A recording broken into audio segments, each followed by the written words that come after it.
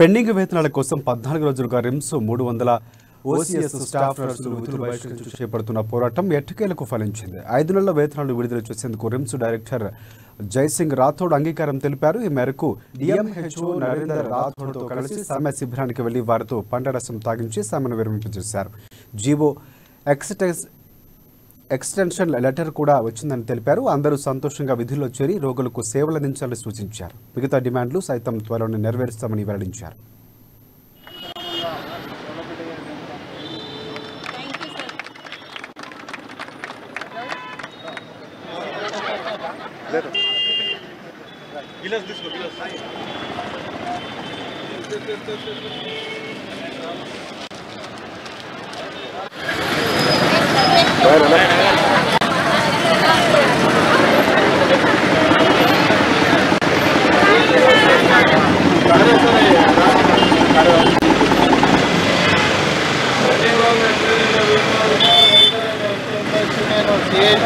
ఈరోజు 12వ రోజు మన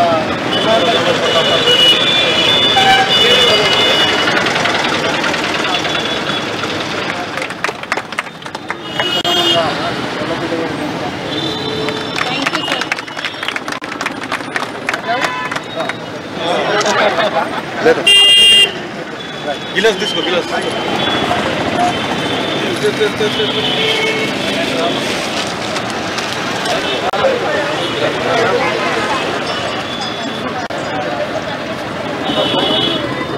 ఏదైతే 300 వచ్చే స్టాఫ్ నర్సు గత 12 రోజుల నుంచి సమ్మె చేస్తున్నారు. దానికి అనుగుణంగా నేను డిఎంహెచ్ఓ గారు senior doctors plus CIT leaders మిగతా మా రిమ్స్ యూనియన్ లీడర్స్ అందరూ కలిసి వాళ్ళను సమ్మె విరింపజేపించాము. ఏదైతే వాళ్ళ పెండింగ్లో ఉన్న 8 నెలల వేతనాలు అది కూడా బిల్ తయారు చేసిస్తున్నాం. అదేవిధంగా వాళ్ళ జియో ఎక్స్టెన్షన్ లెటర్ మా తట్టుకు వచ్చేసింది.